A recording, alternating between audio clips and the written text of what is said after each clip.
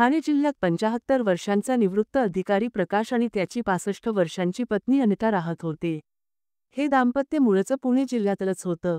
प्रकाश यांनी चांगल्या पदावर नोकरी केली होती आणि त्यांचं आपल्या पत्नीवर खूप प्रेम होतं. त्यांनी नवीन घर बांधलं आणि त्याचं नाव अनिता निवास ठेवलं. त्यांची मुलं नोकरीनिमित्त दुसरीकडे राहत असल्याने हे दोघं घरात एकटे होते. प्रकाश आणि अनिता यांच्यात 10 वर्षांचं अंतर होतं, पण दोघंही वृद्ध असूनही सुखी आयुष्य जगत होते. अनिता वयाने मोठी असली तरी स्वतःला सजवायची. ती आकर्षक दिसायची आणि काही लोकांच्या नजरा तिच्यावर पडायच्या. तिला कोणी कौतुक केलं तर ती खुश व्हायची. अशातच तिची ओळख 32 वर्षीय दुकानदार सचिन अशी झाली. सचिन विवाहित होता, त्याला 2 मुलं होती आणि तो पुणे जिल्ह्यातच राहायचा. तो आपल्या दुकानात हसत खेळत ग्राहकांशी बोलायचा. अनिता त्याच्या दुकानात किराणा घ्यायला जायची. सचिन तिच्याशी आपुलकीने वागायचा आणि हळूहळू त्यांच्या गप्पा वाढू लागल्या.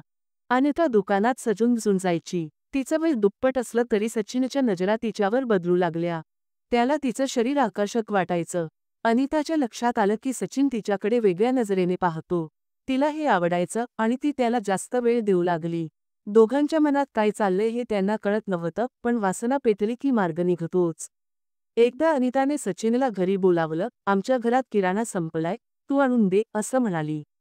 सचिन आला आणि म्हणाला, तुम्हाला वय जास्त वाटतच नाही, तुम्ही तर 50च्या आतल्या दिसता. अनिता लाजली आणि त्यांच्यातली जवळीक वाढत गेली.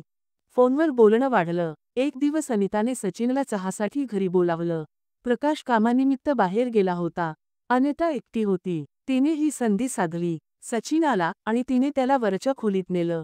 दोघंही मागे हटले नाहीत. अनिताच्या वृद्ध शरीराची आग सचिनने शांत केली. यानंतर ती त्याला पैसे देऊ लागली. पैसे मिळवण्यासाठी ती मुलाकडून कारणं सांगून पैसे घ्यायची. औषधं आणि घरखर्चासाठी लागतात असं ती म्हणायची. तिचे आणि सचिनचे अनैतिक संबंध सुरूच होते. पण हे कधी ना कधी उघड होणारच होतं. 18 मार्चला सकाळी 7:30 वाजता अनिताने सचिनला फोन केला, घरी ये. सकाळी 10:30 वाजता तो आला. अनिताने त्याला वरच्या खोलीत नेलं. दोघंही एकमेकांवर तुटून पडले. पण अचानक प्रकाश घरी परत आला. त्याने पत्नीला सचिनसोबत आक्षेपार्ह अवस्थेत पाहिलं. त्याला धक्का बसला. सचिनने प्रकाशच्या तोंडावर उशी दाबली. प्रकाश श्वास गुदमरून प्रतिकार करू लागला, पण सचिनच्या ताकदीपुढे तो कमी पडला. अनिता घाबरून स्वयंपाकघरात गेली आणि चाकू घेऊन परत आली. तिने प्रकाशच्या छातीवर वार केले. आधीच श्वास गुदमरलेल्या प्रकाशचा जागीच मृत्यू झाला. प्रकाशचा मृतदेह पडला होता. अनिताने रक्ताने माखलेला चाकू स्वयंपाकघरात नेला आणि बेसिनमध्ये धुवायला सुरुवात केली. ती खुश होती, कारण आता तिला कोणाची भीती नव्हती. पण सचिनच्या डोक्यात वेगळे विचार चालू झाले. प्रकाशचा अडथळा दूर झाला होता, पण आता अनिता कायम त्याच्यावर अवलंबून राहणार, ही भीती त्याला सतावू लागली. तो तिशीत होता आणि ती साठी पार केलेली होती. शिवाय पोलिसांचा तपास उघड होण्याचीही भीती होती. सचिन स्वयंपाकघरात गेला. अनिता हात धुत होती. त्याने तिला मागून मिठी मारली. तिला वाटलं तो प्रेमात आहे, पण दुसऱ्याच क्षणी त्याने तिच्या हातातला चाकू हिसकावला आणि तिच्यावर वार केले. अनिताने प्रतिकार केला, त्याच्या हातावर चावा घेतला, पण सचिनने जवळची काठी उचलली आणि तिच्या डोक्यावर मारली. अनिता रक्तात पडली आणि तिचाही जीव गेला. सचिनने घरातून सोन्याची साखळी, बांगड्या आणि अनिताचा फोन घेतला. त्याने चोरीचा बनाव केला आणि घराचा दरवाजा उघडा ठेवून निघून गेला. दुसऱ्या दिवशी शेजाऱ्यांना घरात हालचाल दिसली नाही. ते आत गेले आणि दोघांचे मृतदेह रक्तात पडलेले पाहिले. त्यांनी पुणे जिल्ह्यातील पोलिसांना खबर दिली. पोलिसांनी घटनास्थळ गाठलं. प्रकाश आणि अनिता यांचे मृतदेह शवविच्छेदनासाठी जिल्हा रुग्णालयात पाठवले गेले. शवविच्छेदन अहवालात प्रकाशच्या शरीरावर एकच खोल जखम दिसली, पण अनिताच्या शरीरावर 35 जखमा आढळल्या. सुरुवातीला पोलिसांना वाटलं की हे चोरीसाठी झालेलं हत्याकांड आहे.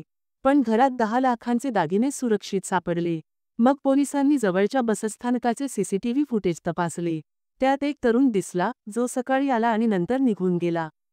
त्याच्या दुचाकीच्या नंबरवरून पोलिसांनी सचिनला शोधलं. शेजाऱ्यांनी सांगितलं की तो नेहमी अनिताला भेटायला यायचा. पोलिसांनी सचिनला ताब्यात घेतलं. सुरुवातीला तो उडवाउडवीची उत्तरं द्यायचा, पण नंतर त्याने गुन्हा कबूल केला. त्याने अनिताचा फोन घेतला होता, पण सिमकार्ड तोडून फेकलं होतं. त्याने चोरलेले दागिने सोनाराकडे गहाण ठेवले आणि 80,000 रुपये घेतले. पोलिसांनी दागिने आणि त्याचे कपडे जप्त केले. पुणे जिल्ह्यातील पोलिसांनी सचिनवर दुहेरी हत्येचा गुन्हा दाखल केला. पोलीस निरीक्षक विजय यांनी सांगितलं की तपास सुरू आहे. ही घटना मंगळवारी रात्री घडली. अनैतिक संबंधांचा शेवट असा भयंकर होतो हे पुन्हा दिसलं. एका तरुणाने वृद्ध महिलेशी संबंध ठेवले आणि त्यातून 2 जीव गेले. तुम्हाला ही कथा कशी वाटली? खाली तुमचं मत सांगा. कथेला लाईक करा आणि आमच्या चॅनेलला सबस्क्राईब करायला विसरू नका. रोज दुपारी 12 वाजता नवीन क्राईम स्टोरी ऐकायला मिळेल. धन्यवाद.